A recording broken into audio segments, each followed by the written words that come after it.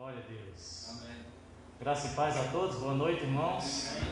Louvado seja Deus. Convido você a abrir sua Bíblia no Evangelho de Lucas, capítulo 18. Amém. Evangelho de Lucas, capítulo 18, a partir do verso 35.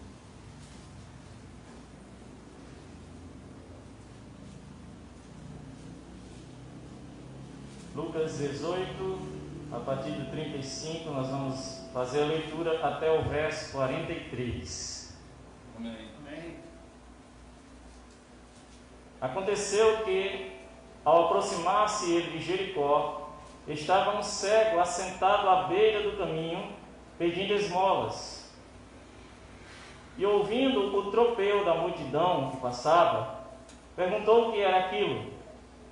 Anunciaram-lhe que passava Jesus, o Nazareno. Então ele clamou: Jesus, filho de Davi, tem compaixão de mim.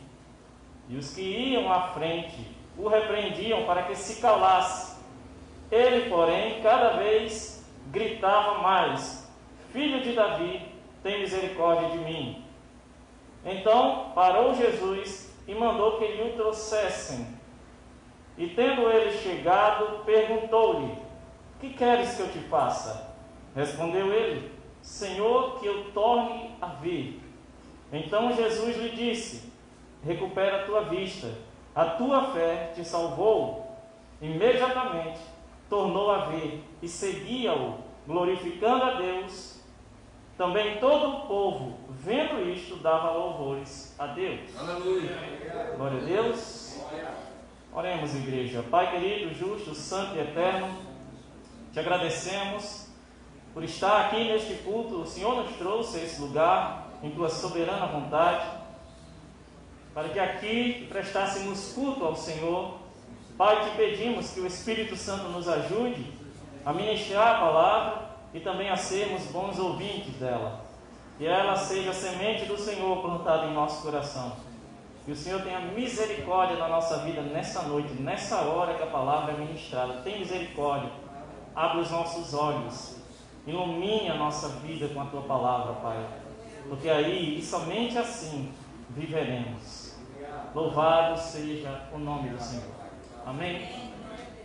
Deus é bom. Então, meus irmãos, nós acabamos de ler uma passagem muito conhecida, que é a passagem do cego de Jericó. Ficou assim conhecido, porque esse cego, a Bíblia não diz qual é o seu nome, né? E a nossa oração é que o Senhor mostre para nós toda a verdade, toda a fé contida nesse trecho da Bíblia, para que realmente o nosso coração seja trabalhado no Senhor. Amém. Trabalhado em sua palavra, moldado por sua palavra. Amém, queridos? Amém. Glória a Deus. Então Jesus estava em sua caminhada para Jerusalém. Nós temos acompanhado isso no Evangelho de Lucas. A caminhada para Jerusalém não é apenas, não pense jamais que é como um percurso. É um percurso, naturalmente falando, mas não apenas isso. A caminhada de Jesus para Jerusalém é conhecida pela igreja. É a sua caminhada para a cruz. Jesus ele tem dois momentos em seu ministério terreno.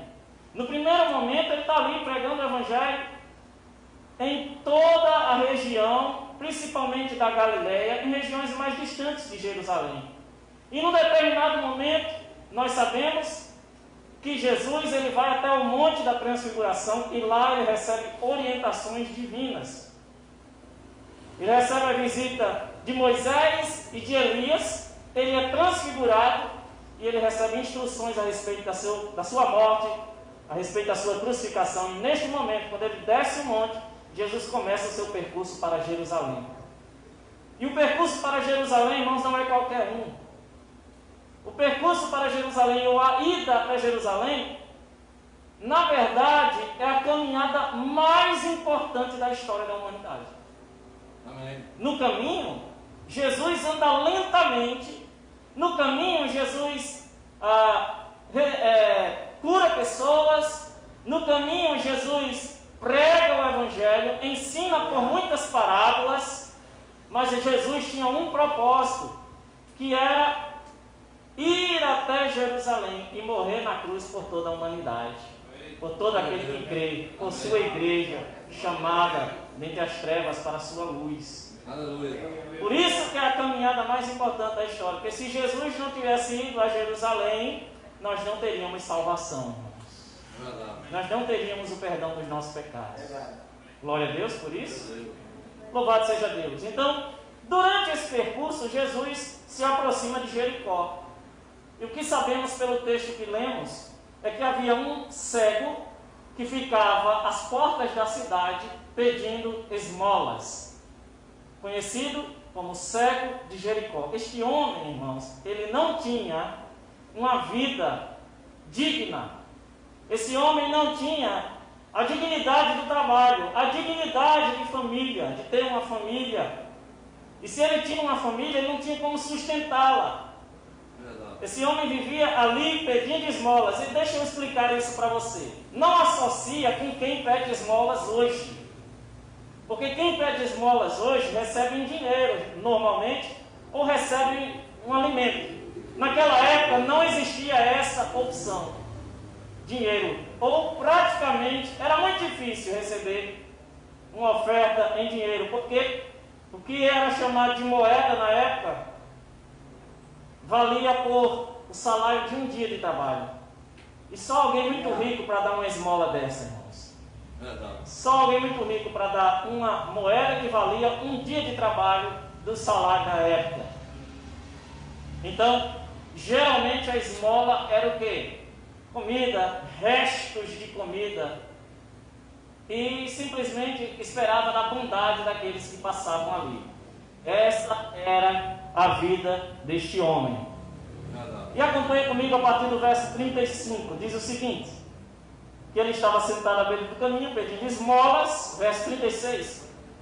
Ouvindo o tropel da multidão, eu estou usando a versão Almeida, revista atualizada, ok? Fala tropel, na verdade o barulho da multidão. Então, ele ouvindo o barulho da multidão que passava, perguntou o que era aquilo. Veja, esse homem, ele não estava habituado. Você sabe que a pessoa que perde a visão, ela tem as suas outras faculdades aguçadas. Particularmente, eu conheço um jovem que ele perdeu a visão num atentado que ele sofreu contra a vida dele. E ele tinha visão, audição, tudo normal.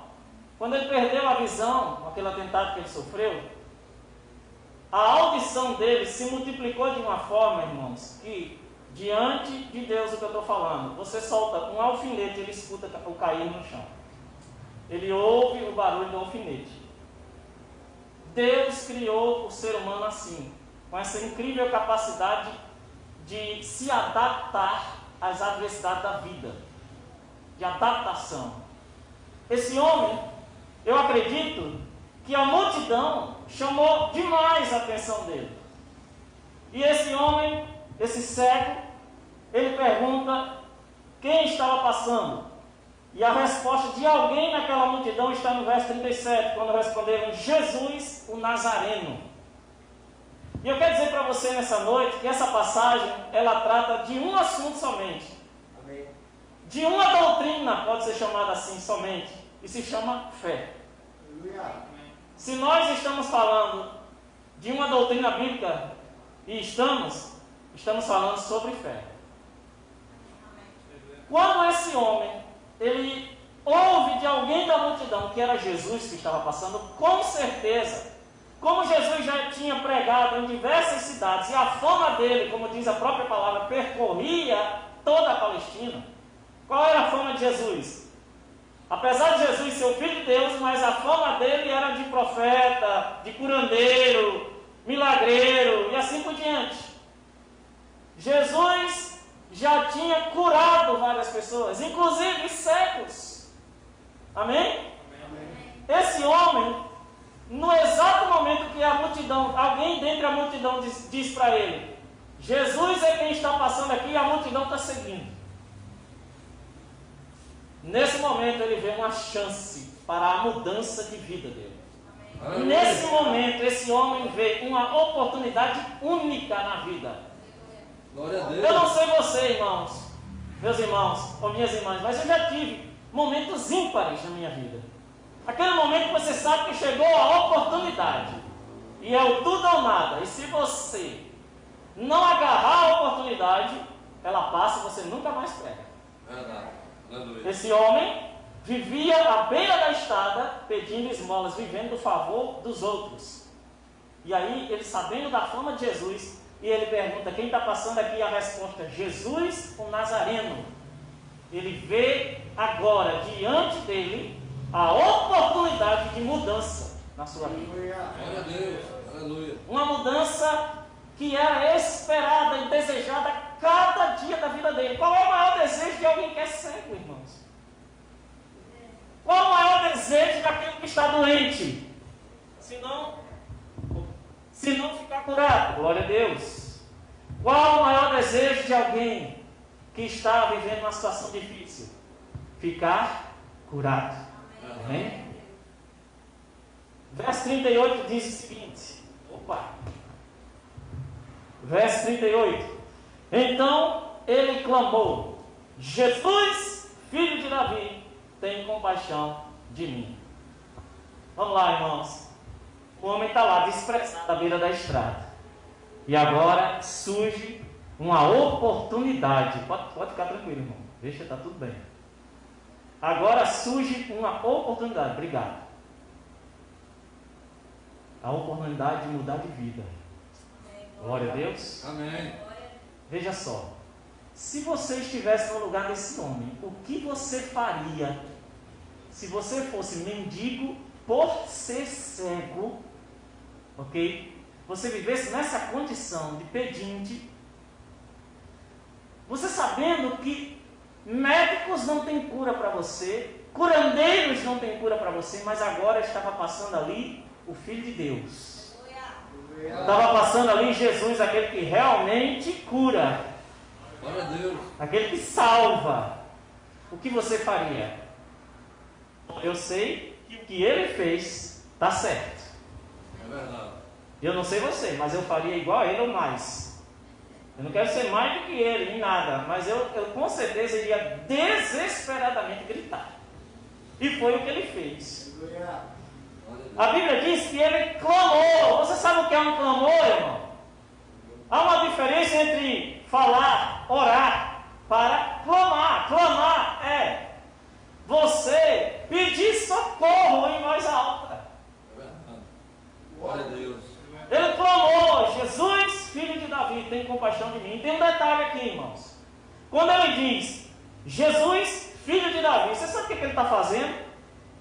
Em voz alta ele está declarando: Jesus, eu acredito que você é o Messias, o Filho do Deus vivo.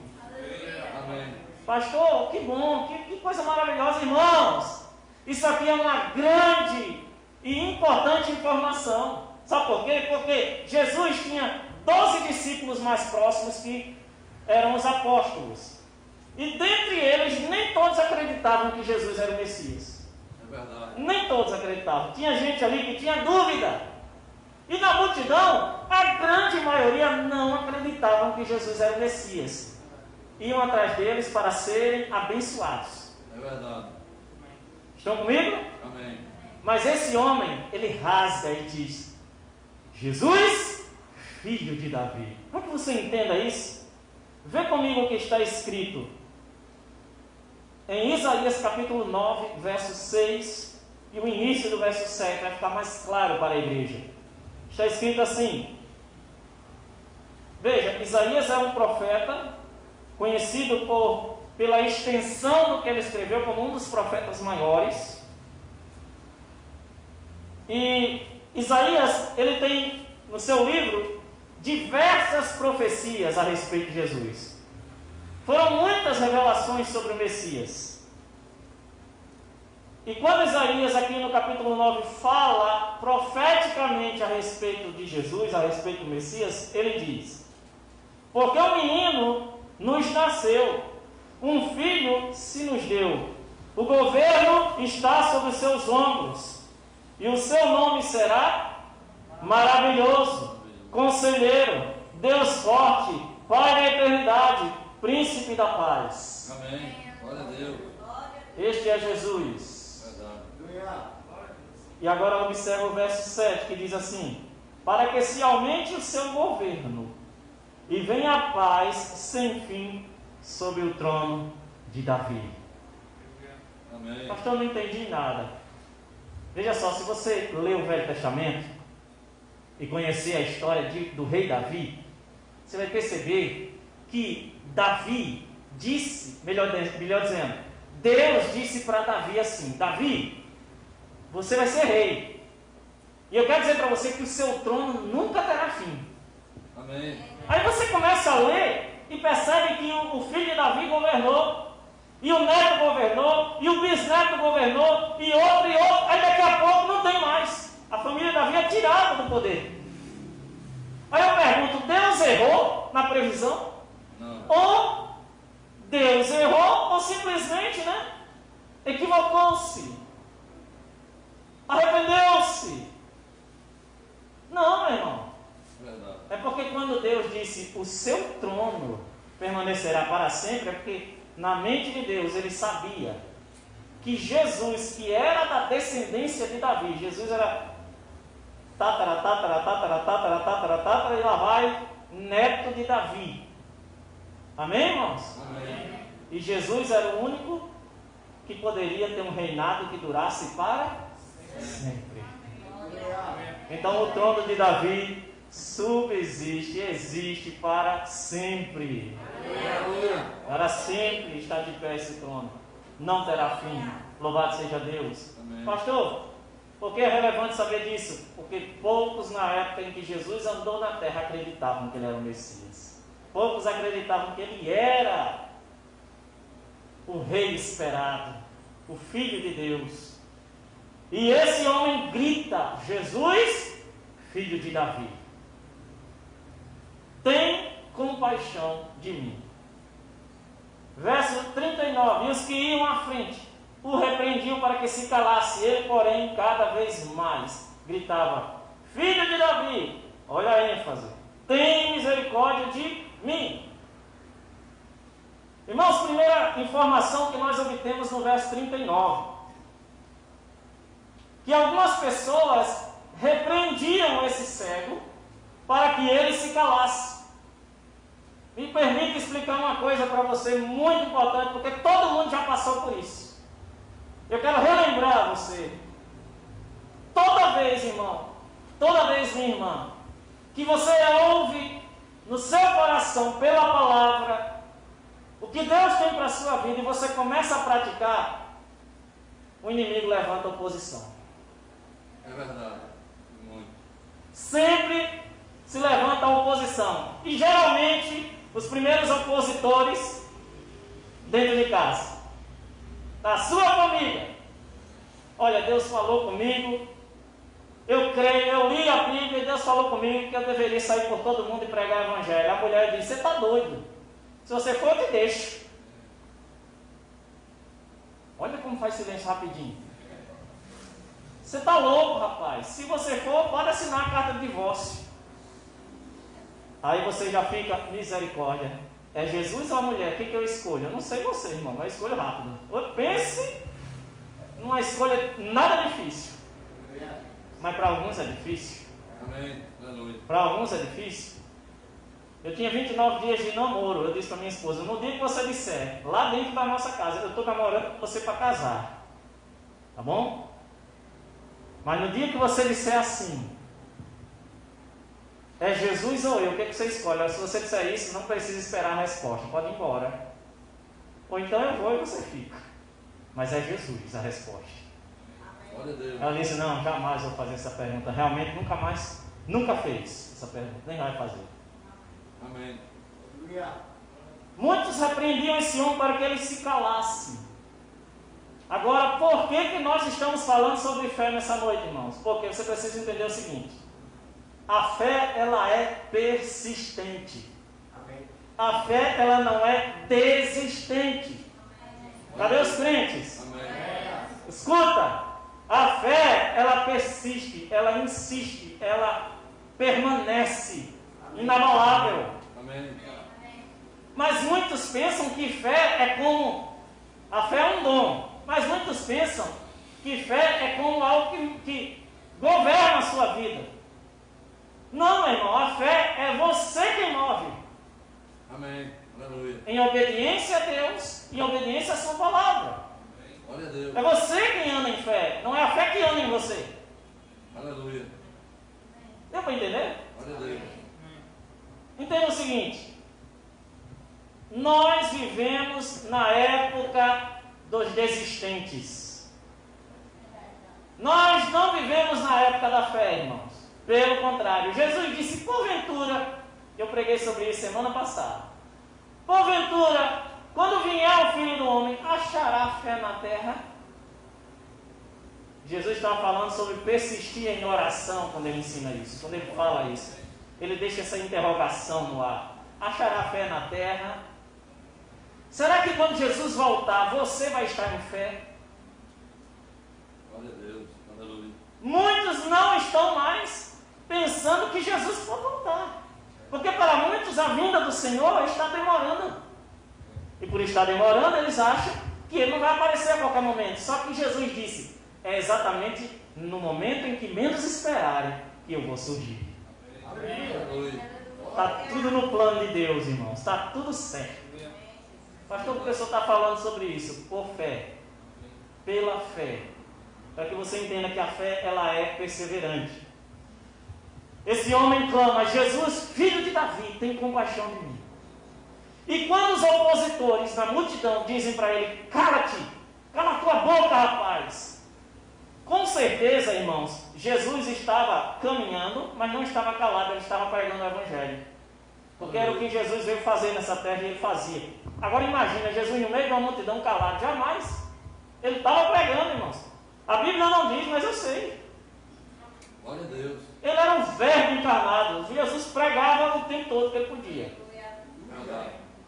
E aí, esses homens provavelmente não queriam que ele atrapalhasse a pregação do Senhor, a caminhada do Senhor. E aí o que ele faz? Quando dizem para ele, cala a sua boca, a Bíblia diz, ele clamava ainda mais alto. Cala a sua boca, ele aumentava o volume. Cala a sua boca, ele aumentava mais ainda. Tem alguém entendendo, irmãos? Por que é importante saber disso? Muitos dizem que estão em fé, mas quando vêm os opositores ou as circunstâncias contrárias, se calam. Verdade. Fé não é um pensamento positivo. A fé, ela se manifesta quando você crê, quando você fala, quando você declara. Amém. Aleluia. Amém, irmãos? Não pensa que eu vim aqui para pregar teologia da prosperidade. Não é isso, viu, irmãos? Mas se você está em fé, existem sim ações correspondentes a essa fé. Glória a E Deus. nós estamos vendo um aqui. Eu dou um conselho para você nessa noite. Quando você estiver exercendo fé, e você sabe que surgirão opositores. Pessoas que vão se levantar contra você, demônios que vão se levantar contra você, contra a sua fé para fazer você desistir. Nessa hora, você sabe, a partir deste momento, o que fazer. E o que é que você deve fazer? Fala mais alto, crê mais, exerce mais sua fé, insista, persista, Glória a Deus. até que você obtenha a resposta de Deus. Amém. Muitos cristãos hoje dizem, Deus não fala mais comigo. Por quê? Porque não entendem que foram chamados para uma fé que é persistente. Ah, eu já orei ontem, orei hoje. Deus não falou nada, eu já parti para a minha própria vontade. Não é assim, irmãos. Abraão recebe uma direção de Deus. O Senhor diz, Abraão, você vai ter um filho. E Abraão fica aguardando. E a Bíblia diz que enquanto ele aguardava o cumprimento da promessa, ele dava glórias a Deus por isso. Aleluia. Ele não fraquejou no meio do caminho. E aí passa-se 5 anos, nada. 10 anos, nada. 15 anos, nada. 20 anos, nada. E Abraão firme na fé, dando glória a Deus. A promessa vai se cumprir. Deus falou comigo. A promessa vai se cumprir. Deus falou comigo. 25 anos a mulher fica grávida. Já idosa. Vocês estão aqui, irmãos? Amém. Então ouça. A fé está associada à persistência. Glória a Deus. Jesus, filho de Davi. E quando chega aqui no verso 39, diz assim: cada vez mais, ou cada vez gritava mais.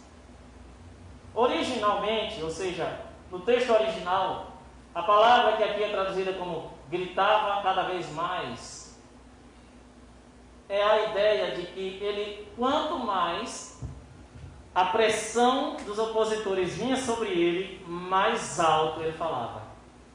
Quanto mais os opositores diziam, cale-se, ele falava mais alto. Glória a Deus. Ou seja, esse cego estava decidido a ter uma mudança na vida dele, porque ele sabia que Jesus era capaz de fazer isso. Não tinha, olha, se Jesus não tivesse dito, traga ele para mim, ele ainda estava gritando até hoje. Verdade. Isso é claro, eu estou brincando, mas é uma forma de você entender. Ele não teria parado até a multidão ir embora. Verdade. Na verdade, eu acho que ele tinha seguido a multidão, de alguma forma.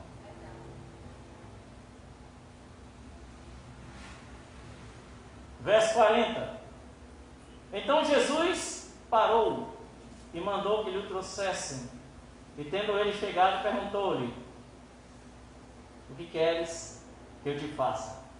Número 1.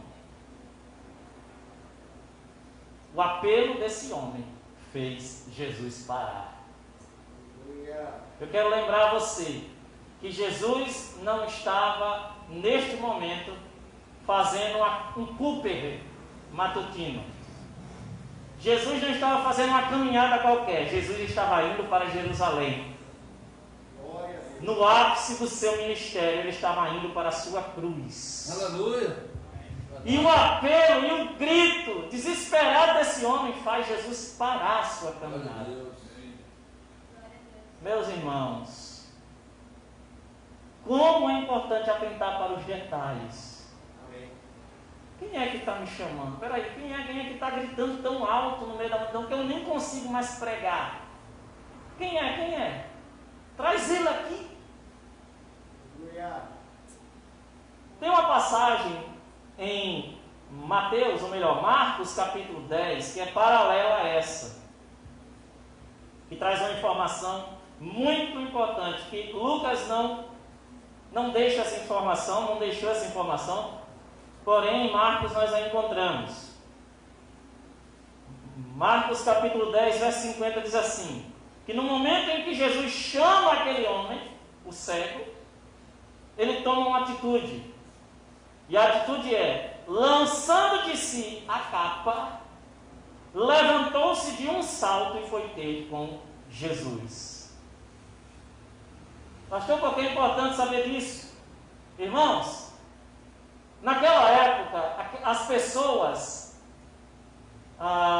que viviam na Judéia, na Palestina, elas tinham algumas práticas culturais como nós temos hoje. E no que diz respeito às suas vestes, eles tinham muitos simbolismos nas vestes. Se uma moça, por exemplo, era solteira, ela tinha um tipo de roupa. Ela usava um tipo de véu. Se ela fosse solteira, esse véu tinha certas características. Se ela fosse casada, ela não podia usar aquele véu. Porque os homens não poderiam olhar para ela como alguém solteira, mas como alguém com um marido, compromissada. Glória a Deus. Os homens que eram autoridade usavam um tipo de túnica. Jesus, por exemplo, ele não usava a mesma roupa que a multidão usava. Jesus usava a roupa sacerdotal. Um tipo de roupa parecido com a que Deus havia dirigido a Arão, irmão de Moisés, que ele usasse. A túnica de Jesus era de linho fino. Então, quando alguém via Jesus de longe, já sabia que ele era pelo menos um sacerdote, um mestre da lei, Né? Os fariseus, por exemplo, eles tinham uma roupa parecida, mas eles usavam túnicas com listras. Porque também, com essas listras, eles diziam, eu sou fariseu. Pastor, onde é que você quer chegar? É porque os mendigos, irmãos, também usavam um tipo de capa, um tipo de túnica. E essa túnica revelava que eles viviam como pedintes. Aquela era a vida deles. Quando esse homem recebe a notícia, o mestre está te chamando, a primeira coisa que ele faz é jogar a capa fora. Glória a Deus. Pastor, o que quer dizer isso? Quer dizer, irmãos, que pela fé esse homem deu um salto de alegria do lugar dele. E o pensamento que brotou no seu coração foi: para esta vida eu não volto mais. Eu não volto para essa vida de mendigagem, não. Se o mestre que cura, se o Filho de Deus, o Messias esperado me chamou, para que eu não volto mais, ele dá um salto do seu lugar. Glória a Deus. Cheio de fé, cheio de convicção. Ele vai na direção do mestre, irmãos. Agora você imagina, irmãos, eu me lembro do dia em que eu nasci de novo em Cristo Jesus. A irmã estava na sala da minha casa, como uma célula, uma reunião, e ela disse assim, ela pregou e depois ela disse assim: quem quer Jesus? E eu, em menos de 5 segundos, eu fiz eu. Aquela pergunta, ela foi como uma flecha no meu coração e despertou em mim uma emoção que eu nunca havia experimentado. Amém. Quando ela disse quem quer Jesus, foi como se nada mais em minha vida importasse, apenas Jesus. Não importava se eu ia estar vivo, morto, se eu ia trabalhar, se eu ia constituir família, não importava, só importava Jesus. Aleluia. Essa emoção, ela é difícil de descrever, porque ela é muito pessoal. A emoção que esse homem teve é da mesma forma, é do mesmo tipo. Quando esse homem salta e vai em direção a Jesus, esse homem era cego, esse homem vivia muitos anos assim, e você vai perceber pela leitura que ele não nasceu cego, ele era uma pessoa comum, ele era uma pessoa normal, com a visão perfeita, e um dia ele ficou cego. A Bíblia não diz porquê, mas ele sabia o que era viver uma vida enxergando. Glória a Deus. E por que eu estou falando de emoção? Você imagina, irmão, ele lança fora a sua capa pela fé. Ele sabia que não ia mais voltar para aquele lugar. E ele se dirige a Jesus. Quando ele chega, o que Jesus diz para ele, irmãos? O que queres que eu te faça, meu irmão? Isso é muito emocionante. Verdade. É como se Jesus estivesse dizendo: o que você quiser, filho. O que você quer? É só pedir. Glória a Deus. Isso é muito maravilhoso, irmãos. Isso é muito amor. Isso é muito poder. Isso é muita graça. Verdade. Glória a Deus. O que queres que eu te faça? Respondeu ele: Senhor, que eu torne a ver. Amém. Não era cego de nascimento. Ele queria tornar a ver. Verso 42. Então Jesus lhe disse: recupere a tua vista. A tua fé te salvou. Amém. Uma pequena ordem, irmãos. Uma simples ordem. O que aprendemos aqui? Só uma palavra do Senhor é suficiente para mudar a vida de uma pessoa. Amém. Eu acho que você não entendeu. O centurião romano, ele chega até Jesus e diz: Senhor, só uma palavra sua e o meu servo ficará curado. Ele entendia quem era Jesus. Ele entendia qual era o poder de Jesus. Você pode passar por grandes desafios na sua vida, mas basta uma palavra dele, viu? Uma só. E você fica completamente curado. Aleluia. E o seu problema cai por terra completamente. Louvado seja Deus. Uma palavra. Verdade. Aí você pode dizer assim: mas então por que Jesus não acaba com o meu problema agora? É porque você não deu os passos que o cego deu. Primeiro, Você já o reconheceu como Senhor? Como Messias da sua vida? Glória a Deus. Como Rei e Deus conosco? Amém. Você já o reconheceu? Pronto, agora vem o segundo passo. Já aprendeu a clamar? Como ele? Verdade. Jesus! Tem misericórdia de mim! Você não aprendeu não? Eu vou dizer para você, se você não aprendeu é porque você ainda está procurando força aqui dentro. Em você. Porque aqueles que forem esvaziados, eles clamam. Verdade. Esse homem clamou porque ele não tinha outra chance. Estão comigo? Amém. Reconheça e clame com toda a sua fé. E persevere, porque ele vai te responder. Glória a Deus. Verdade. Irmãos, eu falo com toda a ousadia. Eu posso dizer? Amém. Eu tenho evitado ao máximo dar testemunhos pessoais, mas eu vou dar um só. Teve momentos na minha vida que Deus demorou a responder. Mas eu tenho o orgulho do bem de dizer: o Senhor nunca permaneceu calado. Ele sempre me respondeu.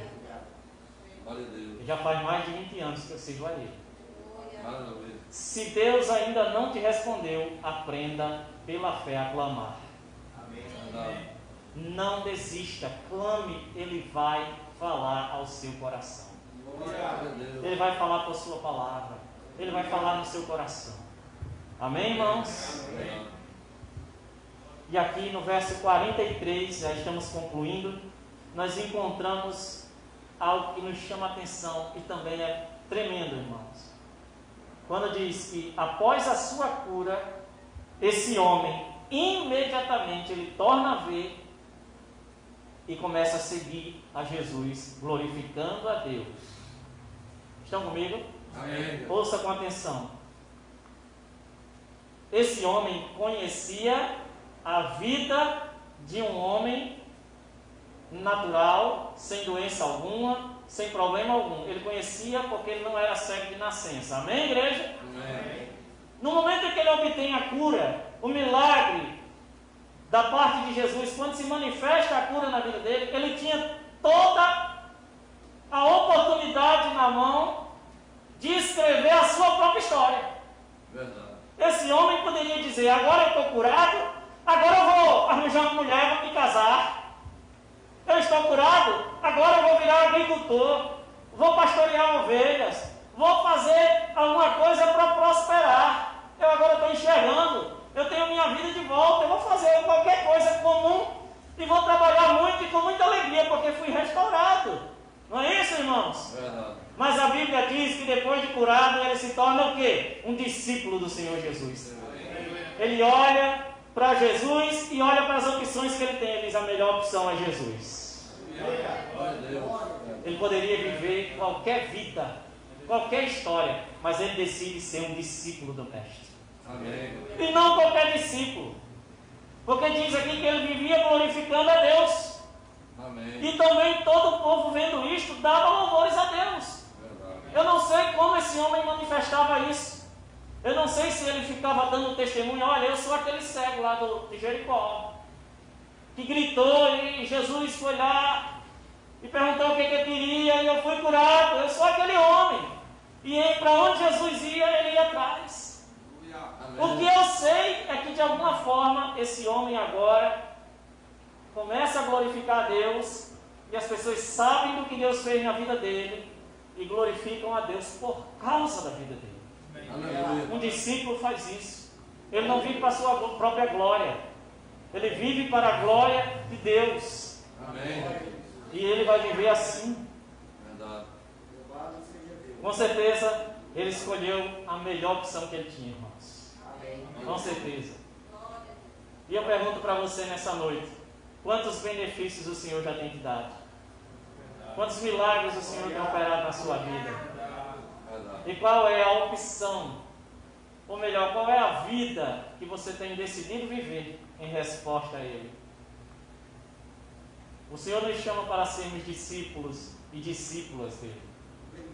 Louvado seja Deus. Amém. Não tendo a nossa vida por preciosa, contanto que cumpramos a nossa carreira diante do Senhor. Aleluia. Glória a Deus. Quais são as lições que aprendemos com esse texto? Nós temos muitas lições. Eu não diria nem que eu resumi, eu só extraí 4 mas irmãos, são muitas aqui. Eu teria aqui pelo menos umas 15 lições. Mas eu quero me resumir aqui em 4. Transmitir 4. Primeira delas, primeira lição que aprendemos. Amém. Não perca as oportunidades da vida. Amém. Verdade. Mas que oportunidade, pastor?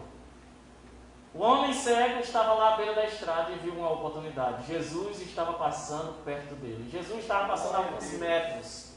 Ele tinha uma única oportunidade. E somente uma chance de mudar de vida. E o que ele faz? Ele agarra. E ele grita. E ele esperneia. E ele enfrenta a oposição, enfrenta o povo. E ele rasga. E quem insiste com ele acaba fazendo ele gritar, bradar mais alto. Aleluia. Porque esse homem tinha no coração, é a minha chance. E eu não vou perder.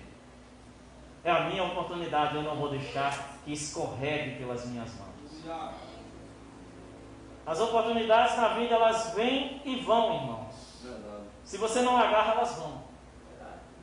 Elas vão. Às vezes eu sento, eu sei que eu não faço isso sozinho. Às vezes eu sento orando, pensando na vida, e eu começo a perceber quantas decisões ruins eu tomei. Eu não estou aqui ensinando você a não tomar decisões, tá, irmão? Pelo contrário. Mas quantas decisões ruins eu tomei por falta de conhecimento bíblico? E quantas oportunidades eu perdi? Quantas oportunidades eu perdi? Neste dia, no dia que se chama hoje, aproveite as oportunidades que Deus está te dando. Glória a Deus. A graça salvadora e abençoadora do Senhor estão disponíveis para você hoje. Jesus quer te salvar hoje. Ele quer perdoar os seus pecados hoje. Ele quer mudar a sua vida para que você se torne um discípulo hoje. Ele quer curar a sua enfermidade hoje. Ele quer trazer paz para a sua vida, para o seu casamento hoje. Porque Ele é especialista em milagres. Glória a Deus. Você sabe o que significa a palavra milagre? A palavra milagre significa interrupção divina. A palavra milagre significa Deus interrompendo a trajetória da sua vida. O que o Senhor fez na vida desse homem? Interrompeu a trajetória da vida dele. Milagres são maravilhosos por isso. Se a nossa vida está indo para o fundo, se o barco está afundando, o barco da vida, se a sua vida está indo de mal a pior, Ele é especialista em interromper, consertar, edificar, multiplicar, crescer, fazer com que você obtenha uma vida nova. Glória a Deus. Aleluia. Tem alguém me entendendo? Amém. Ele é especialista nisso. Mas principalmente, jamais esqueça, o mais importante é ser salvo em Cristo Jesus. Amém. Segunda lição que aprendemos: não siga a voz da oposição. Eu quero perguntar para você: você é uma daquelas pessoas que, quando tem uma oportunidade de glorificar o nome do Senhor, mas alguém lá do trabalho, alguém da sua família, um amigo, uma amiga, quando você começa a falar de Jesus, quando você começa a glorificar a Deus, a pessoa vem e diz assim: rapaz, cala a boca, aqui no trabalho não pode falar de Jesus não. Aqui não é igreja não. Você está pensando que aqui é igreja? Aqui é trabalho, rapaz. Aqui é empresa. Aqui é proibido falar de religião. Aí você vai e se cala, né? Se você é uma pessoa assim, você precisa aprender o que é fé. Porque a fé não se cala quando tem a oportunidade de glorificar a Deus. A fé, ela continua. Ela entende que a autoridade de Deus está acima da dos homens. Eu pergunto se você, nessa noite, é uma pessoa que se cala quando deveria falar.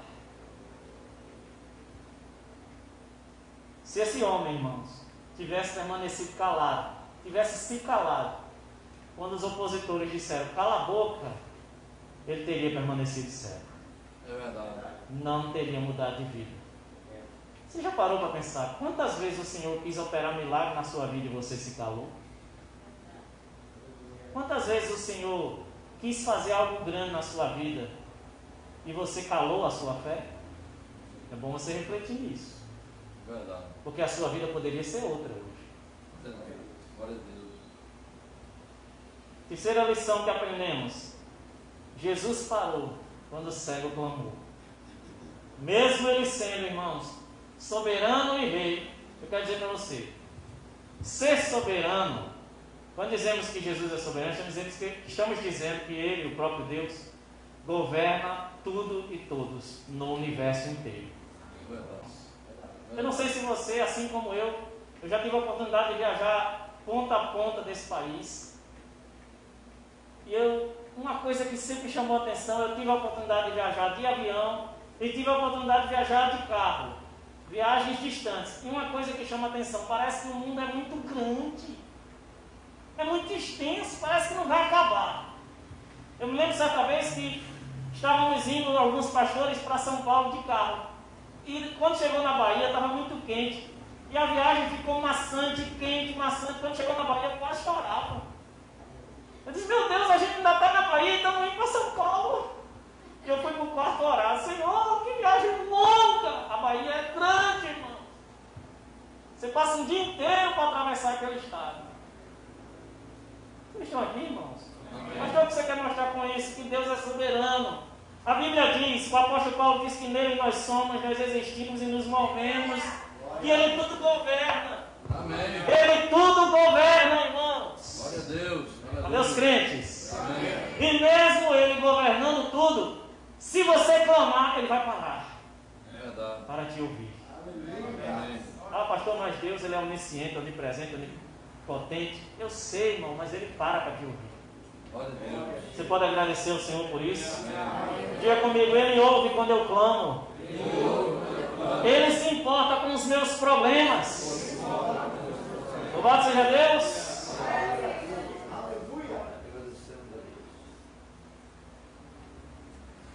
Ele disse, Senhor, eu quero ver. E essa é a última lição que eu quero transmitir para vocês. Depois que ele recebe o seu milagre, ele se torna um discípulo. Não é apenas receber o que você precisa, mas receber a vida eterna. Glória a Deus. Aleluia. Para onde Jesus estava indo, você lembra? A Bíblia diz que o cego começou a seguir Jesus, tornando-se um discípulo. Mas para onde Jesus estava indo? Para a cruz. E aí, para onde o cego foi? Com Jesus para a sua cruz. Verdade. Ele não subiu na cruz com Jesus, mas a vida de discípulo levou ele até a cruz de Jesus. Ele foi uma das testemunhas Amém. da crucificação do Mestre. Verdade. Não importa, irmãos, para onde o Senhor vai nos levar, contanto que estejamos com Ele. Glória a Deus. Se você pudesse seguir Jesus, você ia se importar para onde Ele está te levando? Assim é a vida do crente. Ele dá a mão, Jesus toma e leva. Amém. Verdade. Você não é como quando alguém humano te pega e você fica, mas para onde a gente vai? Está demorando para chegar? Onde é? Não. Com Jesus é, vamos, Senhor, e acabou. Glória a Deus, irmãos. Glória a Deus. É isso. Essa é a mensagem de hoje à noite.